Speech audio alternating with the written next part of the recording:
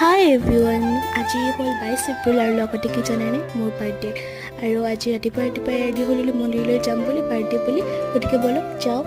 আৰু এতিয়া মই আহি পালোঁ মন্দিৰ আৰু এতিয়া চাকি ধূপখিনি জ্বলাই লওঁ।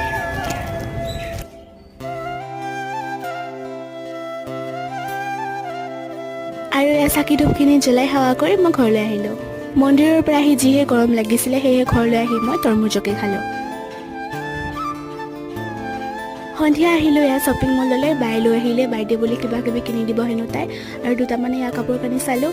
আৰু আজি বাৰ্থডেটোত বিশেষ আয়োজন কৰা নহ'ল, তথাপিও মই এটা সৰু পাৰ্টি এটা ৰাখিছিলোঁ ফেমিলিৰ লগতে, আৰু আজি মোৰ বাৰ্থডেটো এনেকৈয়ে গ'ল। আৰু নেক্সট ডে কি আছিলে জানেনে, হানুমানজীৰ বাৰ্থডে, আৰু সেয়া মই মন্দিৰলৈ আহিলোঁ আৰু এয়া চাকি ধূপখিনি ল'লোঁ আৰু এইখিনি জ্বলাই এয়া সেৱা কৰিলোঁ। তাৰপিছত আহিলোঁ এয়া প্ৰসাদ খাবলৈ, আৰু আজিৰ মিনি ব্লগটো এইখিনি আছিল। বাই।